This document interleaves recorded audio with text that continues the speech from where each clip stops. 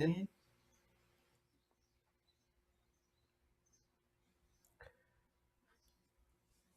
오늘 말씀은 잠언 19장 1절에서 14절. 가난하여도 성실하게 행하는 자는 입술이 패역하고 미련한 자보다 나으니라.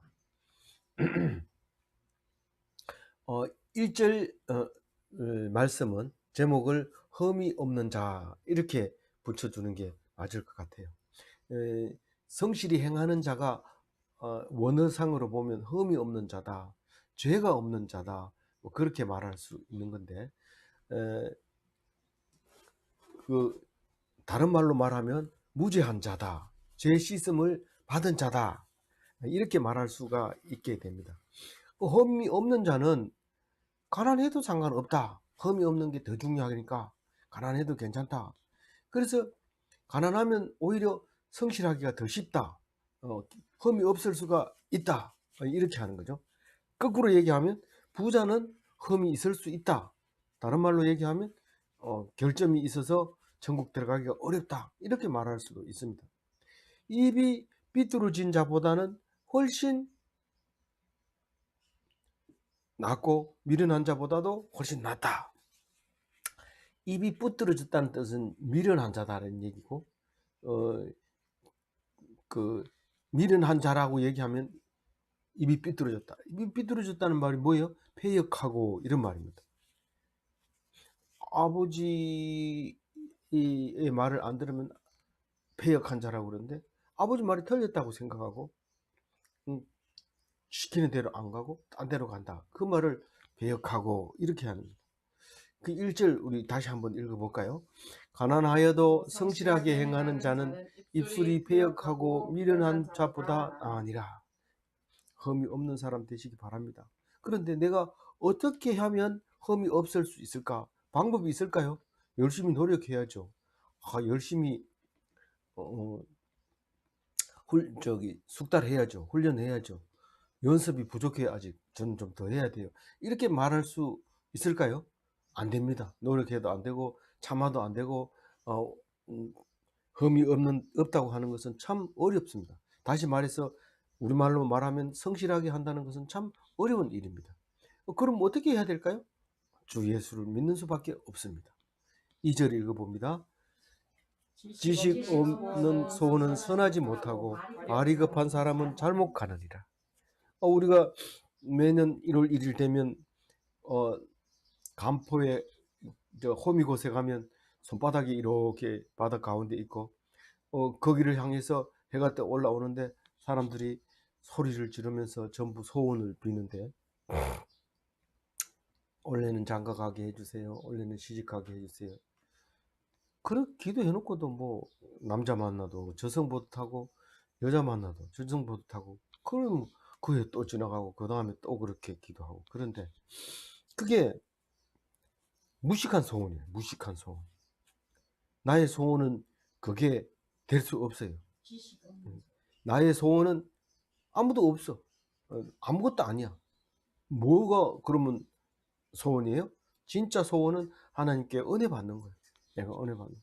하나님, 짝을 주면 짝과 잘 살 거고, 안 주면 혼자 잘 살 거고, 일찍 죽으면 감사할 거고, 오래 살면 기뻐할 거고, 그럴 겁니다. 그게 오직 은혜죠.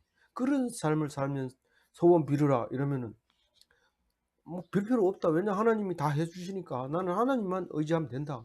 소원을 비는 게 아니라 내가 할 거다, 이렇게 얘기를 하는 거죠. 그래서 야, 니는 네 마음대로 하면 안 된대. 그럼 안 하면 어떻게 한대? 안 하면 방법이 없어요. 나는 내 마음대로 하나님을 믿는 거예요. 하나님을 믿는 것만큼은 내 마음대로 합니다. 그 이후에 하나님을 믿는다는 것은 하나님이 하라는 그 말씀하실 테니까, 하나님이 말씀하시는 것을 그대로 듣는 게 믿는 거거든. 그래서 나는 공 빌으라 이러면 나는 하나님 의식하기 때문에 안 빌어도 다 알아. 그리고 사람들 보는 앞에서 안 빌고 하나님 앞에 솔직하게 얘기하죠. 하나님, 나를 떠나지 말아 주십시오. 이렇게 기도를 하는 게 맞죠. 그리고 그런데 이 무식한 소원은 다른 말로 얘기해서 지혜가 없는 소원, 세상의 헛된 욕망, 지혜로운 소망이 영생인데 그 지혜로운 소망은 빌지 않습니다.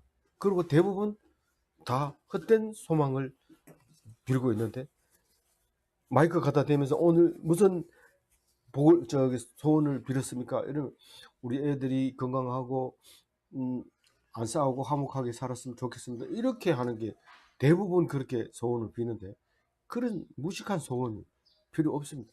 내가 하나님 앞에 가면 당연히 화목하게 되고, 또 내 몫을 갖다가 딴 사람한테 전가시키는 거죠. 떠오르는 태양에게 전가시키는 거죠. 화목하게 해주세요 이러는데, 자기가 할 일이에요. 내가 하나님께 가까이 가면 나를 못 살게 하는 사람도 사실은 하나님께 가까이 가면 하나가 될 수 있는데, 자기 멋대로 하고 하나님께서 화목하게 해달라 이러면 화목이 됩니까? 그게 안 되죠. 그래서 자력으로 가는 길은 잘못됐다. 자력으로 하나님께 가잖아요. 하나님께 가는 것만 자력으로 가는 게 잘 된 거고, 나머지 길은 다 잘못됐다.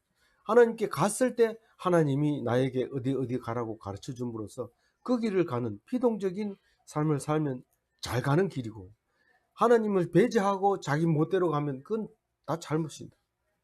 잘못 갈 수도 있는 것이 아니라 잘못 가는 겁니다. 하나님 없이는 잘못 갈 수도 있대 이렇게 얘기하는 게 아니라, 하나님의 길을 안 가면 그건 잘못 가는 길이다. 오직 말씀을 따라가는 것만 바른 길이다. 그렇게 말해야 된다 이 말입니다.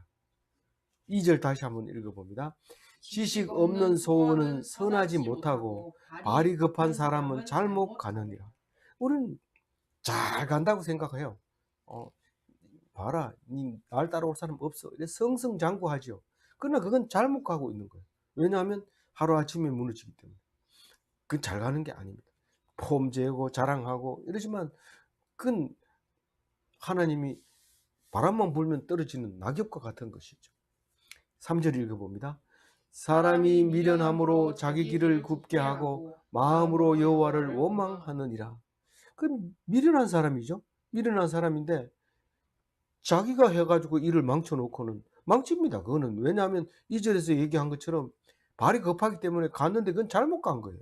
그 미련하니까 길을 굽게 가, 일을 망치고, 그래놓고는 어떻게 합니까? 하나님 왜 이렇게 하십니까?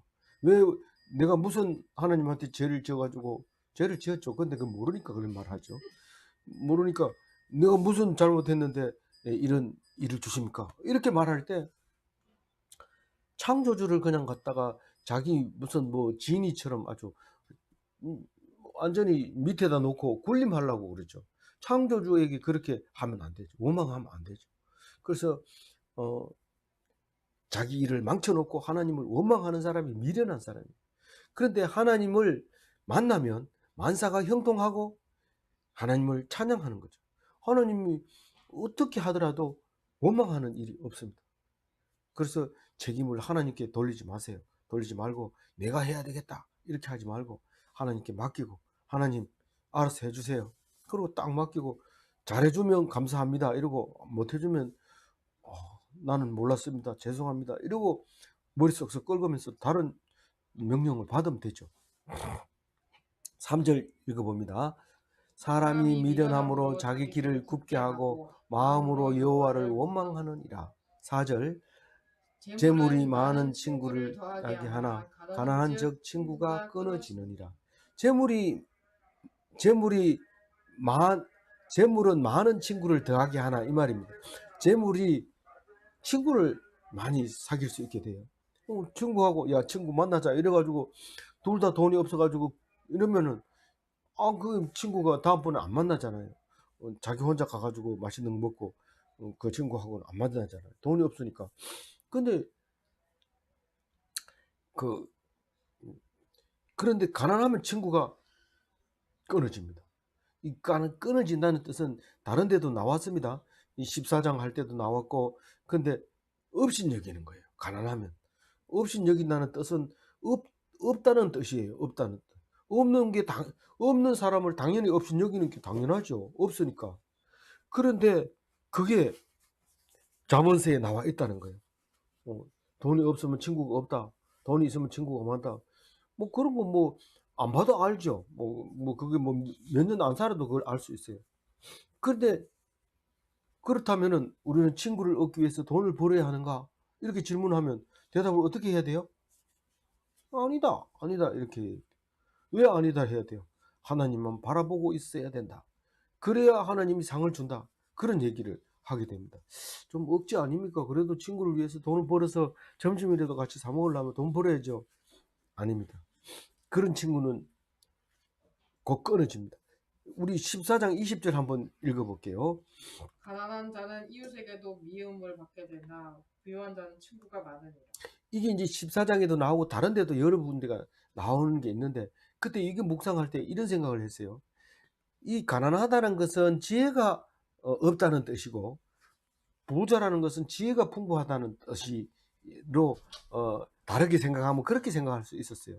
그러나 한 차원 더 높이면은 이 다르게 생각하지 않더라도 한 차원 더 높이면 어떤 생각을 할 수 있느냐면, 사람에게 업신여김을 당하는 자가 예수 이름으로 구원받는다, 그런 생각을 하게 되면 이 4절 말씀을 새롭게 읽을 수 있어요. 재물은 많은 친구를 더하게 하나 가난한 적 친구가 끊어지느니라. 친구가 없으면 나쁠 것 같지만, 친구가 없으면 그 대신에 예수님이 친구가 돼 줍니다. 그런데 친구가 많으면 예수님이 비집고 들어갈 새가 없어요. 그래서 어떤 사람은 사모님은 친구가 있어가지고 그 사이를 비집고 들어갈 수 없어, 이렇게 말하는 사람이 있다는 거예요.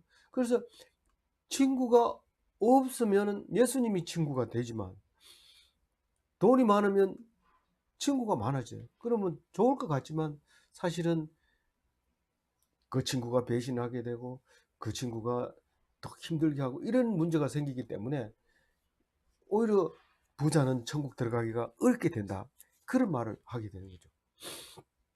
그런데 한 걸음 더 나가서 업신여김을 당하는 자가, 친구가 내가 돈 가난하니까 업신여기죠. 업신여김을 당하는 자가 최고의 사랑을 보여줄 수 있다. 그 얘기를 어제도 묵상하고 그전에도 묵상하고 그랬어요. 그래서 사절을 한번 다시 읽어봅니다. 재물은 많은 친구를 더하게 하나 가난한 적 친구가 끊어지느니라. 이 잠언은 뭐 무궁무진하게 우리가 묵상할 수 있는 잠언이죠. 5절 읽어봅니다. 거짓 정의는 벌을 면하지 못할 것이요 거짓말을 하는 자도 피하지 못하리라. 이건 뭐 어려운 말은 아닌 것 같지만 이걸 왜 했을까 한번 생각해 볼 수 있어요. 이 거짓말을 하는 건이나 거짓말을 정인으로서 거짓말하게 되면 아주 중한 처벌을 받아야 되고요. 그냥 그 거짓말하는 것은 뭡니까? 불신하는 거예요. 하나님이 어디 있냐? 이렇게 물었을 때 사실은 하나님이 있는 줄 알고 말을 거짓말하는 사람도 있어요. 창조주가 있는 줄 알면서 거짓말하는데 왜 그럴까요? 하나님이 벌 주는 사람인지 모르니까. 하나님이 있는 거는 있는데 벌 주는 사람인지 모르니까 거짓말하는 거예요. 근데 하나님을 믿는 사람은 거짓말 할 수가 없어요. 그 자체가 거짓말이 될 수가 없기 때문에. 그래서 불신은 거짓말이고 거짓말은 심판을 받을 사람들이다, 그 얘기를 하고 있는 거예요. 5절 다시 한번 읽어볼게요. 거짓 정의는 벌을 면하지 못할 것이요 거짓말을 하는 자도 피하지 못하리라. 6절 읽어봅니다. 너그러운 사람에게는 은혜를 구하는 자가 많고 선물 주기를 좋아하는 자에게 사람마다 친구가 되느니라. 우리가 작년부 예배를 가보면 사람들이 꽉 찹니다. 저 뒤에까지. 왜 그러냐고 가보면 끝나고 나면 이제 동전 500원씩 이렇게 나눠주죠. 근데 다른 교회도 그렇게 하는 거예요. 그래서 여기서 끝나면 또 다른 교회 가서 또 500원 받고, 그게 최고 그냥 일 안 하고 받을 수 있는 유일한 돈인데, 그 500원이면은 지금 더 주지만은 500원이면 당시에 소주 한 병 사고 남는단 말이에요. 그러면 그거 가지고 하루는 기분 좋게 살 수 있죠. 술 마셔보세요. 얼굴이 화색이 싹 돌면서 사람 보면 희죽희죽 웃고 막 때려도 안 아프고 막 그렇게 되는 거예요. 그 술이 엄청 사람을 좋게 만드는 거죠. 그래서 이제 그 대신에 술을 많이 먹으면 어떻게 돼요? 성령 충만함을 받지 못해요. 술 취하면 성령 충만함을 받지 못하고, 성령 충만하면 술이 필요가 없어요. 누가 욕해도 해주고 웃고 그런 거죠. 그런데 이제 그 너그러운 사람에게는 은혜를 구하는 자가 많고, 여기 앉아 있으면 어디가 저기 명당 자리입니까? 국을 하려면 그 성전 앞에 있는 사람이 제일 명당 자리입니다. 그래서 그 성경에도 많이 나오잖아요. 그 제사장이 네가 여기 앉아라 이러면 그 사람이 딱 앉으면 그 사람은 완전히 로또 복권 당첨된 거나 마찬가지입니다. 성전으로 올라가는 사람은 마음이 늘 성경을 외우고 있기 때문에 가난한 자를 위해서 네가 애를 써라, 하나님께 드리는 것보다 그게 더 중요하다, 이런 생각을 하면서 성전에 올라가는 노래를 부르면서 올라가다가 적수납쇼 이러니까 탁 주고 가잖아요. 그거 수입이 많은 거예요. 그래서 제사장이 네가 여기 앉으라 이런 날에는 받은 일부를 상납을 해야 돼요. 죄송합니다. 이게 제가 정확하게 모르고 얘기하는데 뭐 그런 일이 생길 수도 있기 때문에 제사장의 권한이 굉장히 높아집니다. 그래서 이제 다른 얘기하고 싶은 게 아니라 너무 많이 나가서 그런데, 은혜를 구하는 자가 너그러운 사람에게는 많이 와가지고 손을 쭉 내밉니다. 미군들이 우리나라에 왔을 때 초콜릿 집어 던지면 애들이 막 그 죽고 떼거리로 오죠. 미군들 왔다 이러면 애들이 쫙 따라오잖아요. 너그러운 사람들에게는 은혜를 구하는 자가 그렇게 떼거리로 많이 생깁니다. 선물을 주기를 좋아하는 사람에게 친구가 됐느니라. 성탄절날 선물 주면 다 친구가 돼가지고 그 다음 성탄절날 또 옵니다. 그러면 선물 준다 그래가지고 그런 건데, 그게 여기서 말하는 그 은혜는 헬세들을 말하는 거죠. 그냥 끊임없이 사랑해주는 사람에게는 주위의 사람들이 이제 있게 된다는 거죠. 그리고 돈을 안 아끼고 이렇게 하면 사람들이 많이 온다는 뜻이죠. 그래서 이거 저기 그 뭡니까 개척교회 이런 데는 이 6절을 잘 알아야 돼. 이걸 놓쳐버리면 사람이 많이 얻고 친구도 많이 얻게 돼요. 그래서 은혜를 구하고 선물로 친구 삼고 그렇게 하는 거죠. 그래서 누가복음 16장 9절에는 예수님이 확실하게 얘기를 해줍니다. 읽어봅니다. 불의의 제물로 친구를 사귀라. 그리하면 재물이 없어질 때에 그들이 너희를 영주할 처소로 영접하리라. 이게 다르게 읽을 수도 있고 더 한 차원 높여서 읽을 수도 있고 더 점진적으로 읽을 수도 있는데, 이게 무슨 말이냐면 세상에 있을 때 있는 돈을 다 틀어가지고 친구를 사귀고 뭡니까 사람들을 사귀라 그런 얘기를 합니다. 그러면 네가 죽으면 천국 가가지고 만날 사람 있잖아. 얼마나 좋겠냐. 안 그러면 네 그거 가서 혼난대 이렇게 얘기하면 이게 예수님 말씀이 보통 말씀이 아니라는 것을 알 수 있게 되죠. 6절 한 번 더 읽고 7절 읽습니다. 너그러운 사람에게는 은혜를 구하는 자가 많고 선물 주기를 좋아하는 자에게는 사람마다 친구가 되느니라. 7절 가난한 자는 그의 형제에게도 미움을 받거든 하물며 친구야 그를 멀리하지 아니하겠느냐.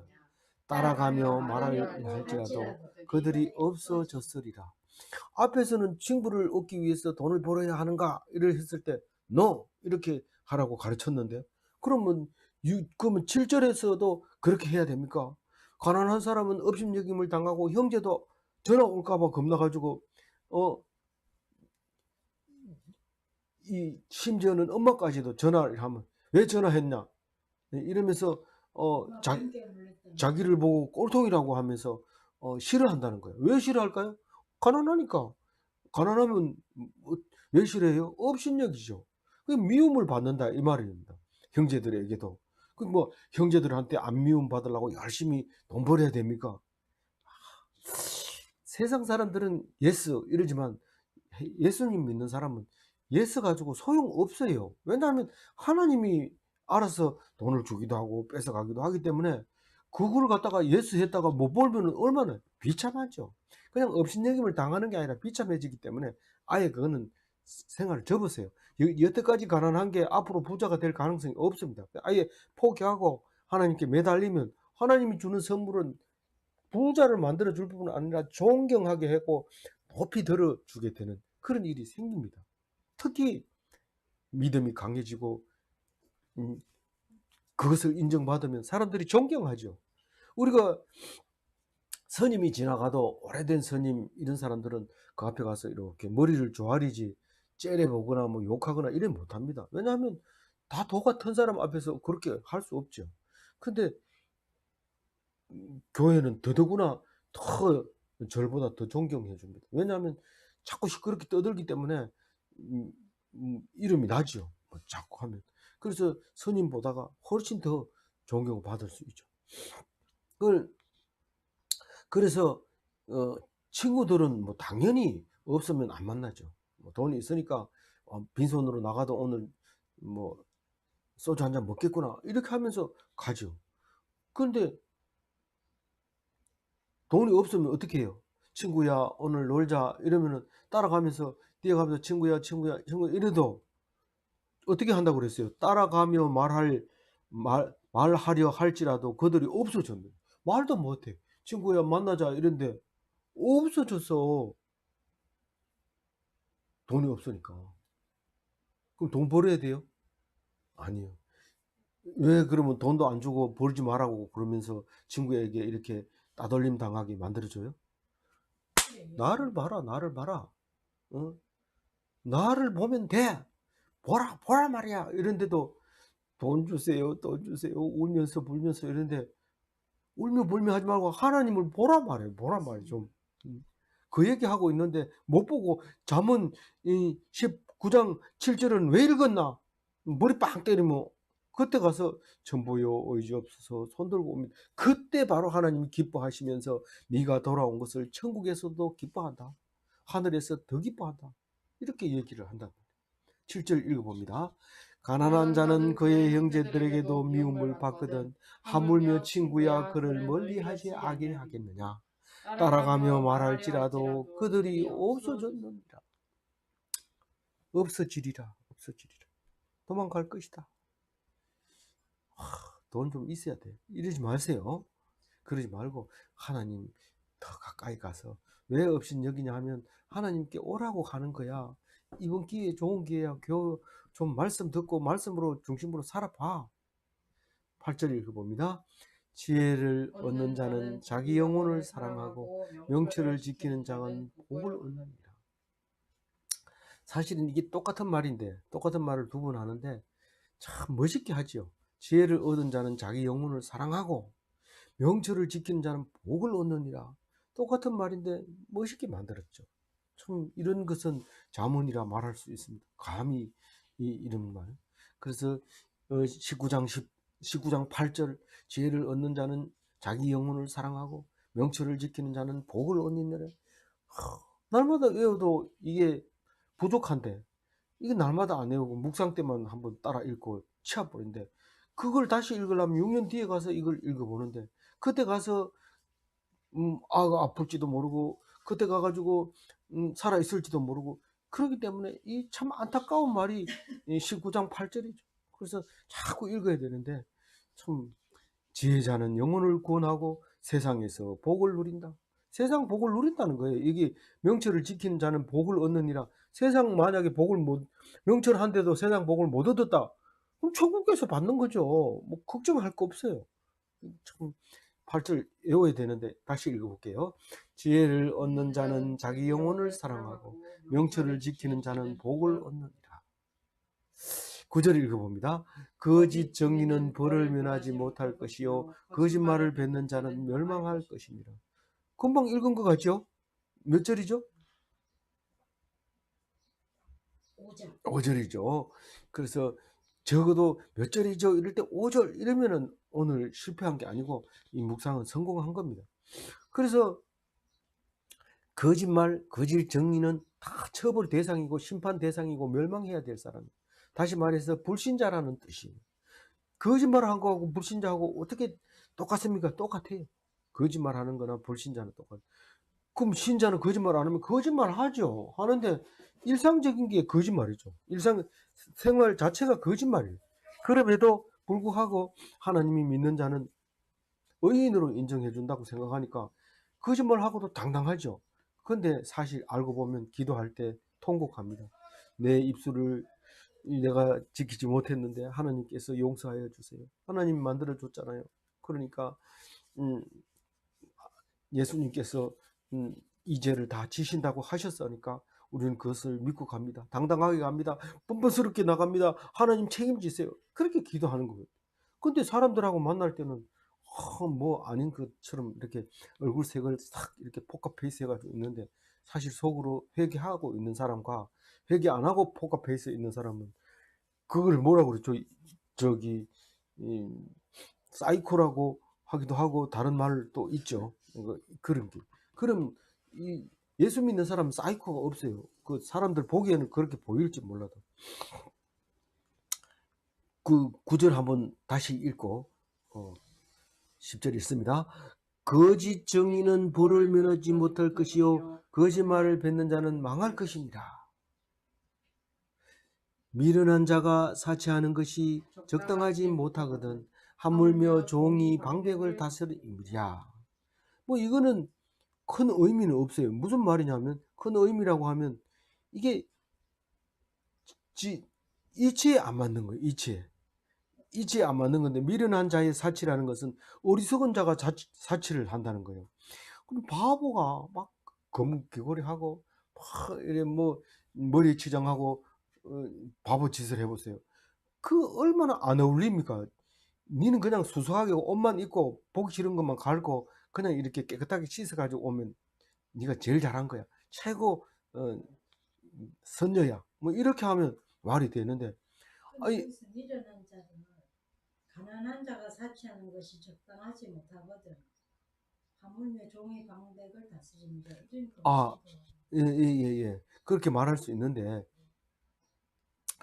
그러면 가난한 사람은 사치도 못합니까? 이런데 사치해도 돼요. 가난해도.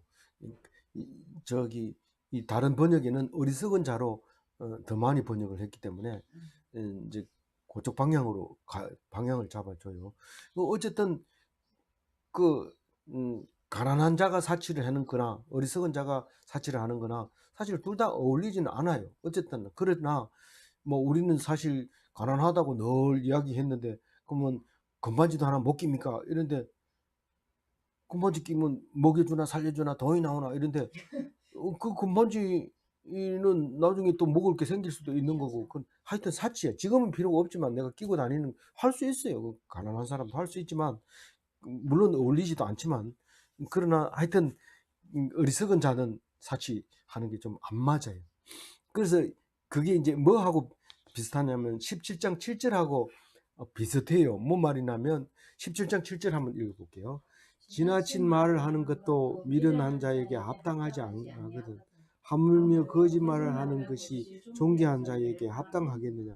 이 문장이 이 17장 7절 문장하고 19장 10절 문장하고 비슷한 형태로 되어 있기 때문에 그게 어울리지 않는 말이다라는 것을 말하고 싶은 거거든요. 그래서 그렇게 표시를 해놨던 겁니다. 그러니까 너무 깊이 뭐 이거는 자문은 여러 가지로 얼마든지 생각할 수 있는 겁니다. 그런데 뭐 내 생각이 옳다, 당신 생각이 틀렸다 이렇게 하지 말고 그냥 한번 이렇게 읽고 나름대로 생각하고 있다가 적당할 때 미련한 사람 만나면 이 말을 하는데 미련한 게 누군데요? 가난한 사람. 미련한 게 누군데요? 어리석은 사람. 이렇게 적당하게 사용해 주시면 좋겠어요. 10절 다시 한번 읽어봅니다. 미련한 자가 사치하는 것이 적당하지 못하거든 하물며 종이 방백을 다스리느냐. 종이 누군지 알고 방백이 누군지 알죠. 방백은 많은 종을 거느리고 있는 고위 귀중한 사람들을 방백이라고 하는데 그게 뒤집히면 안 되죠. 그런데 어리석으면 또 그럴 수도 있어요. 어리석은 방백이 생길 수도 있는데 그리고 지혜로운 종이 될 수 있는데 그래도 어울리진 않죠. 꼭 가난한 사람이 다이아몬드 들고 있는 거하고 비슷하죠. 11절 읽어봅니다. 노하기를 더디하는 것이 사람의 설기요 허물을 용서하는 것이 자기의 영광이니라. 노하기를 더디하는 자 이러면 잠언서에 뭐 독단적으로 올라오는 글이죠. 그런데 그 설기가 뭐냐 물으니까 다른 번역에는 통찰력이다 이렇게 써놨어요. 그래서 노하기를 더디하면 통찰력이 있는 거고, 허물을 용서한다는 것은 뭡니까? 화를 벌컥 내는 게 아니고 한참 있으면 허물을 덮어주는 겁니다. 나중에는 어떻게 될 값이라도 지금 현재 야단 안 치면은 그거는 용서하는 것이 됩니다. 그래서 그게 자기한테 영광이래요. 화를 안 내는 게 자기한테 영광이래요. 그래서 이 노하기를 더디하는 자는 성을 빼앗은 자보다 낫고 이럴 때 그건 안 쓰고 14장 29절을 한번 읽어봅니다. 노하기를 더디하는 자는 크게 명철하여도 마음이 조급한 자는 어리석음을 나타내느니라. 그 어리석지 않으면 자기의 영광이 되는 거죠. 빨리 자꾸 이제 화를 내면 어리석음이 드러난다. 나는 뭐 어리석을 수밖에 없어요. 뭐 화내는 거 보면 알죠. 어리석다. 이마에 써놓은 거죠. 그런데 그래도 뻔뻔스럽게 사는 이유는 예수님이 계시니까 그 백 믿고 그냥 사는 거죠. 한 번 더 읽을까요? 예, 11절. 노하기를 더디하는 사람이 이겨 허물을 용서하는 것이 자기의 영광이니라. 12절. 왕의 노함은 사자의 부르짖음 같고 그의 은택은 불의의 이슬 같으니라.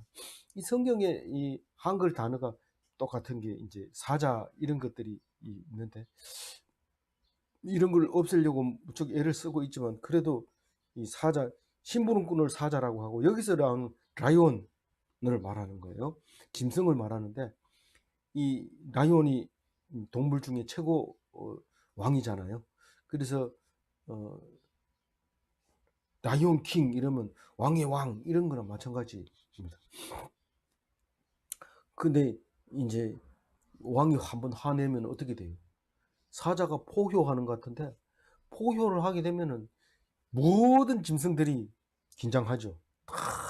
오늘은 누가 대상이 될까? 이렇게 하면서 원숭이들은 눈을 빈둥빈둥 하면서 누가 걸려들까 막 이러는데 자기들도 몸 조심해야 되죠.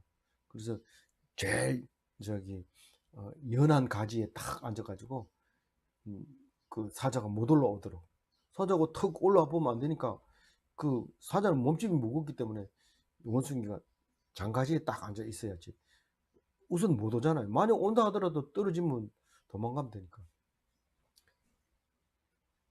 근데 왕이 만약에 웃는 얼굴로 화를 내지 않고 씩 웃는 얼굴로 탁 나타나면 그 은혜가 성은이 만극하는 거죠. 성은이. 그래서 백골이 난망입니다 이렇게 하는데 그 죽어도 뭐 감사합니다 이런 뜻이죠. 그게 뭐 하는 왕의 은택은 풀 위에 이슬 같다. 풀 위에 이슬이 어떻게 생겼어요? 그 옥구슬이라 하잖아요. 송알송알 쌀잎에 옥구슬. 뭐그 옥구슬 보석 같은 아름다움 그걸 말하고 있는데 시편 110편 3절을 한번 읽어볼게요. 주의 권능의 날에 주의 백성이 거룩한 옷을 입고 즐거이 헌신하니 새벽 이슬 같은 주의 청년들이 주께로 나오는도다. 이게 이걸 가지고 설교를 하는 사람은 청년들 많이 모아놓고 이걸 시편 110편 3절을 읽죠. 그러면 그 청년들이 너무 아름다워서 이 말씀을 가지고 옵니다. 새벽 이슬에 맺혀 있는 그 풀잎에 맺혀 있는 그 구슬이 어디서 나오는지 몰라요. 송알송알 볼록볼록 이렇게 올라오는데 이 친구 하나 왔는데 반갑다 이러는데 또 끝나기 전에 그 친구가 다른 친구를 데리고 또 딱 나타나고 또 다른 친구가 야 벌써 왔네 이러면서 딱 오고 이런데 교회가 칵 찰 때 시편 110편 3편을 안 읽을 수가 없게 되죠. 그래서 이걸 읽고 얘기하는데 그게 아름다운 청년. 근데 그 이슬은 금방 사라집니다. 또 아침 해가 쫙 나면 없어지는데 학생들도 나오다가 공부하러 전부 서울로 가버리고 없어요. 그래 또 썰렁하면 또 그런 이걸 시편을 한번 다시 한번 읽어보는 거죠. 그래서 보석 같은 그 저 왕이 그 화내지 않는 그 언택 은혜를 베푸는 그를 보면은 참 성은이 만극하게 되는 그런 생각이 오르죠. 12절 다시 한번 읽고 넘어가겠습니다. 왕의 노함은 사자의 부르짖음 같고 그의 언택은 풀이의 이슬 같으니라. 13절 미련한 아들은 그의 아비의 재앙이요 다투는 아내는 이에 떨어지는 물방울이니라. 이어 떨어지는 물방울 이거는 우리는 무슨 말인지 잘 모르지만 옛날 아무리 이 지붕이 생긴 초가 지붕도 그렇고 기와 지붕도 그렇고 비가 오면 늘 걱정이 그 지붕이 새가지고 물이 떨어지는 건데 조금만 집을 비워놓으면 늘 새죠 그게. 그래서 물이 똑똑 떨어지는 건 괜찮지만 쭉 떨어지는 거 이어 떨어지는 거 그 쭉 떨어지는 거 다른 그릇을 갖다 놓을 새가 없어요. 계속 바꿔줘서 물이 받아야 되는데 그걸 말하는데 미련한 아들은 아버지의 재앙이다. 재앙이죠. 아들을 그렇게 기다리고 기다려서 얻은 아들이 그게 미련하면은 완전히 재앙이죠. 현명하면요. 현명하면 뭐 저기 슬기로우면 뭐 나하고 관계 없어요. 왜냐하면 슬기로운 아들은 나라에 바쳐버렸기 때문에 뭐 그 관계 없어요. 그러나 미련한 아들은 참 계속 재앙을 일으키게 되는 거죠. 아내는요. 아내는 싸우지 말아야 되는데 아내하고 싸우게 되면 참 불편하죠. 속상해요. 곤란하고. 그래서 전장에서 비가 새면 속상하고 곤란한 것처럼 누가 거기 잠이나 제대로 오겠어요? 그리고 그것을 파티를 하겠어요? 어떻게 하겠어요? 아내가 화가 나 있는데 파티가 돼요? 아내가 음, 미운데 어떻게 뭐가 되겠어요? 그 전장에서 비 새는 거하고 비슷하다. 참 잠언 아니고는 말하기 어려운 이거죠. 그래서 잠언을 외워야 돼. 예. 미련한 아들하고 다투는 아내 앞에서 늘 외워야 될 말씀은 잠언서 19장 13절입니다. 다시 읽어봅니다. 미련한 아들은 그의 아비의 재앙이요 다투는 아내는 이어 떨어지는 물방울이니라. 마지막 절입니다. 14절 집과 재물은 조상에게서 상속하거니와 슬기로운 아내는 여호와께로 말미암아. 뭐 집도 재물도 내가 노력으로 얻는 게 아니고 조상이 줬다는 거예요. 나는 자수성가했어. 내가 혼자 했어. 택도 없는 소리 하지 마세요. 건강을 물려받았고 그래도 공부할 수 있는 여건을 만들어줬고 그랬으면은 조상에게 상속된 겁니다. 그게 자기가 무슨 혼자서 된 것처럼 물론 혼자서 된 사람이 없지는 않습니다. 뭐 6.25 사변 때 미군들한테 심부름 하다가 심부름 갔다가 크게 성공해서 미국에서 상원의원까지 하는 분도 있고 그렇게 열심히 하고 나중에는 영어 교사로도 하고 뭐 이렇게 하는 분들이 있긴 있지만 그 사람의 성실성까지도 조상에게서 상속받은 거다. 내가 한 게 아니다. 이렇게 말하고 슬기로운 아내는 누가 줬다고요? 하나님이 줬는데 내가 이거 버려버리고 새로 얻어야 되겠다. 이래 하면 하나님 그냥 놔둘까요? 네가 나를 무시하느냐? 이러면서 혼내주는데 세장가가 가지고는 막 험난하죠. 뭐 원래 있던 조강 지체를 버리고 간 사람은 성공한 사람이 하나도 없다고 잠언서에 나온 거는 모르겠습니다만 그런 말은 못 찾아본 것 같은데 그렇습니다. 그래서 우리는 내가 한 건 하나도 없고 조상이 줬거나 하나님이 줬거나 그 둘 중에 하나밖에 없다 이렇게 생각하고 늘 감사하면서 내 멋대로 살지 말고 주님만 바라보고 그렇게 살아라 그 말을 하고 있는 거죠. 누가 이건 내가 했고 이거는 마누라 자랑하는 사람이 있습니다. 물론 뭐 하나님이 주신 거니까 자랑할 수도 있는 거지만은 그거는 네가 했냐? 이래 부르면 부끄럽잖아요. 그러니까 자랑하지 말고 그냥 하나님 감사합니다. 둘만 생각하겠지. 딴 사람한테 가서 자랑하고 이런 거는 안 좋은 것 같아요. 이제 3절 가지고 정리를 합니다. 3절은 사람이 미련함으로 자기 길을 굽게 하고 마음으로는 여호와를 원망한다. 이 말을 놓고 우리가 다시 정리하면 세상은 절대로 계획되지 않습니다. 그러나 하나님께 피동되면 만사가 형통합니다. 아무쪼록 하나님께 붙잡힌 자 되어서 오늘 하루도 형통하는 하루 되시기 바랍니다. 기도하겠습니다. 하나님 감사합니다. 오늘 잠언서를 통해서 또 위로받게 하시고 또 오늘 짧은 아침 시간에 일어난 모든 일들도 이 잠언서가 말씀하고 계실 때에 우리는 할 수 있는 것이 없지만 하나님께서는 사랑하시고 하나님께서는 우리를 은혜를 베풀어 주셔서 오늘도 부족한 미련한 어리석은 입술을 지혜롭게 하시고 의롭다 하실 때에 감사와 평화와 은혜가 넘치는 하루가 되게 하여 주옵소서. 감사하옵고 우리 주 예수 그리스도 이름으로 기도 올려옵나이다. 아멘.